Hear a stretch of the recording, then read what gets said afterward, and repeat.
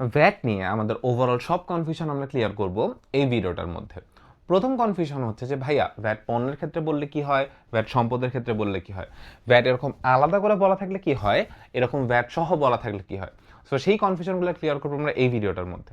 তো প্রথম পার্টটা হচ্ছে, যদি ভ্যাট পণ্যের ক্ষেত্রে বলে ভ্যাটের টাকার অ্যামাউন্টটা আলাদা একটা হিসাবে ভ্যাট চলতি হিসাবে দেখাতে হয়, কিন্তু ভ্যাট যদি সম্পদের ক্ষেত্রে বলা থাকে সেক্ষেত্রে আমরা ভ্যাটের টাকাটা আলাদা করে দেখাতে হবে না, সম্পদের মূল্যের সাথে যোগ করে দেখাতে হয়। তার কারণ আমরা জানি সম্পদের সাথে সংশ্লিষ্ট সকল খরচ সম্পদের মূল্যের সাথে যোগ করে দেখাতে হয়। কিন্তু এখানে একটা কিন্তু আছে, যেটা আমরা সামনে আরো অ্যাডভান্স টপিক পড়তে গেলে জানবো, অবচয় চ্যাপ্টারটা, যে বীমা খরচ সম্পদের মূল্যের সাথে যোগ করে দেখাতে হয় না। তার কারণ বীমা একটা মুনাফা জাতীয় ব্যয়, এটার মেয়াদ 1 বছরের কম হয়, দ্যাটস ওয়াই বীমা খরচকে আমরা সম্পদের মূল্যের সাথে যোগ করে দেখাই না। সো অ্যাডভান্স টপিক পরে অ্যাডভান্সের জন্যই রাখলাম, আপাতত আমরা ভ্যাটের টপিকটা বুঝে নিই। সো আমরা যদি পণ্যের ক্ষেত্রে আসি, ভ্যাটটাকে আমাকে কি করতে হয়, আলাদা করে দেখাতে হয়। এখন আলাদা করে যখন আমার দেখাবো, আমার টাকার অ্যামাউন্ট লাগবে। সো আমি যদি এখানে একটু সুন্দর করে তাকাই, আমার এইখানে পণ্যটা 20,000 টাকা বলে দিছে, ভ্যাট 15%, ভ্যাটের অ্যামাউন্টটা আলাদা করে বলে দেওয়া আছে। সেই ক্ষেত্রে আমার ক্যালকুলেশনটা কীভাবে করবো? সো আমার ক্রয় হিসাবে লিখলাম 20,000 টাকা, ভ্যাট চলতি হিসেবে লিখলাম কয় হাজার টাকা, 3,000 টাকা, আর নগদের হিসাবে কয় রাখলাম 23,000 টাকা। কীভাবে পাইলাম ভ্যাট টাকাটা? জিনিসটা হচ্ছে দেখো, জাস্ট 20,000 টাকার উপর ক্যালকুলেটারে 15% করলে আমরা এই 3,000 টাকাটা পেয়ে যাব। যদি আমাকে এরকম ভ্যাট আলাদা করে বলে দেয়, জাস্ট ক্যালকুলেটার পার্সেন্টেজ করলে হয়, অথবা আমি মুখোমুখি ক্যালকুলেশন করতে পারি। তার কারণ 20,000 টাকা 10% হচ্ছে একটা শূন্য কম, দ্যাট মিনস 2,000 টাকা, আর 5% হচ্ছে 10%-এর অর্ধেক, 2,000-এর অর্ধেক হচ্ছে 1,000, 2,000 আর 1,000 যোগ করে কত হয়, 3,000 টাকা। তো সিম্পল ক্যালকুলেশন, 20,000 টাকার উপর 15% করলে আমরা পেয়ে গেলাম, আর দুইটা মিলে নগদ হিসেবে টাকা বসালাম 23,000 টাকা। কিন্তু স্যার যদি আমাকে কোয়েশ্চেনে ভ্যাট সহ বলে দেয়, সেক্ষেত্রে ভ্যাটের টাকাটা নির্ণয় করার জন্য আমাকে কি করতে হবে? কারণটা মানে ফার্স্ট লজিকটা হচ্ছে, এই যে 11,500 টাকা দেয়া আছে, এইখানে পণ্যের মূল্যও দেয়া আছে, এইখানে ভ্যাটের অ্যামাউন্টটাও দেয়া আছে।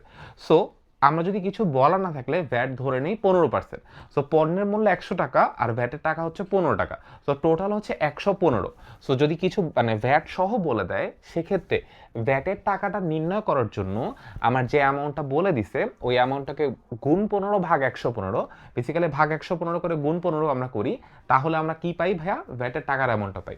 সো এখানে যদি 11,500-কে 11,500 এটাকে গুণ 15 ভাগ 115 করা হয়, তাহলে আমরা ভ্যাটের টাকাটা পাবো, ভ্যাটের টাকাটা হবে 1,500 টাকা।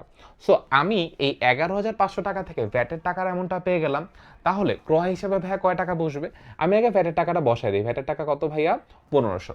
তাহলে ক্রয় হিসেবে কয় টাকা বসবে? ক্রয় হিসেবে বসবে হচ্ছে 10,000 টাকা। তার কারণ এই টাকার মধ্যেই তো আমার, এই টাকার মধ্যে ভ্যাটের টাকা আছে, এই টাকার মধ্যে পণ্যের দাম আছে। সো ভ্যাটের টাকা পেয়ে গেলাম 1,500, তাহলে এই টাকা থেকে 1,500 বাদ দিলে আমি কি পাবো? পণ্যের দামটা পাবো। পণ্যের দাম কয় হাজার টাকা? 10,000 টাকা। আর দুইটা মিলে যোগ করে নগদ হিসেবে কয় টাকা বসবে? 11,500 টাকা। এই গেল হচ্ছে ভাই পণ্যের ক্ষেত্রে। যদি আমাকে ভ্যাট আলাদা করে বলে দেয়, জাস্ট ওই আলাদা পার্সেন্টেজটা পণ্যের মূল্যের উপর ধরলে আমি ভ্যাটের টাকাটা পেয়ে যাব।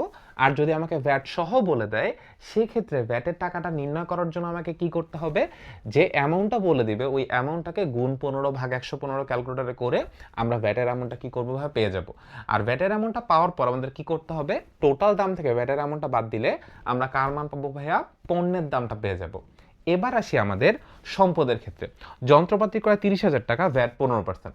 ভ্যাটের ক্ষেত্রে অলওয়েজ লজিকটা সেম, যদি ভ্যাট এরকম আলাদা করে বলে দেয়, সেই ক্ষেত্রে আমার জাস্ট এই পণ্যের দামের উপর 15% চার্জ করলে আমি কার মান পাবো ভাইয়া? আমার ভ্যাটের মানটা পাবো। তো 30,000 টাকার 15% করলে কত হবে? 30,000 টাকা 10% হচ্ছে কত হাজার টাকা? 3,000 টাকা। আর 3,000 টাকার অর্ধেক কত? 1,500। সেই 1,500 হচ্ছে এই 30,000 টাকার 5%। তাহলে 10% আর 5% যোগ করে 15% হয়। তাহলে 30,000 টাকার 15% কত হাজার টাকা হবে? 4,500 টাকা হবে। এই ট্রিক্সগুলো আমাদের অ্যাডমিশনের ম্যাথের জন্য অনেক বেশি কাজে লাগে, বাট এইচএসসি বা এসএসসি পর্যায়ে আমাদের এটা ক্যালকুলেটরে করাটাই বেশি সুইটেবল। সো আসি এখন, যন্ত্রপাতি বা যে কোনো ধরনের সম্পদ ক্রয়ের ক্ষেত্রে আমরা ভ্যাটটাকে কিন্তু আলাদা করে দেখাই না, যা সম্পদের মূল্যের সাথে যোগ করে দেখাই। তাহলে যন্ত্রপাতির এবিট আমার কয় হাজার টাকা হবে?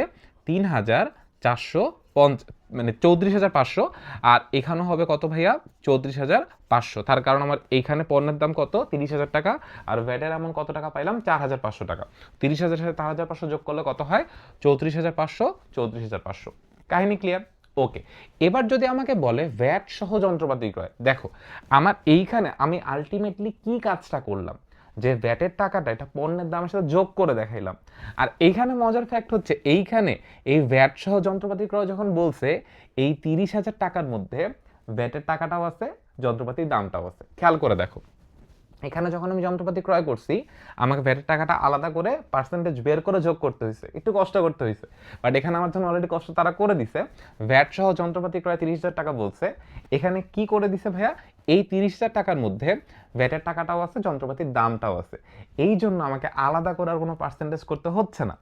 যদি আমাকে কখনো কোয়েশ্চেনে জিজ্ঞাসা করে যে এইখানে ভ্যাট কত টাকা, তখন আমরা এইটাও গুণ 15 ভাগ 115 করে বের করতে পারবো, সেখানে কোনো সমস্যা নেই। বাট যদি আমাকে বলে এটা জাবেদা কি হবে, জাবেদা যন্ত্রপাতি রিবিট নগদান ক্রেডিট, টাকার পরিমাণ কত হবে, দেখো এইখানে কিন্তু আমি ভ্যাটের টাকা সহ যোগ করে দেখাইছি, এই জন্য টাকার পরিমাণ এটা হয়েছে। বাট এই টাকার মধ্যে অলরেডি ভ্যাটের টাকা যোগ করা আছে না, আমার তো কষ্ট আর করতেই হবে না। যন্ত্রপাতি রিবিট 30,000 টাকা আর নগদান ক্রেডিট 30,000 টাকা। ইন্টারেস্টিং ফ্যাক্ট, পরীক্ষার জন্য অনেক বেশি ইম্পর্টেন্ট, সেটা বোধ এসএসসি হোক, এইচএসসি হোক, অ্যাডমিশন হোক।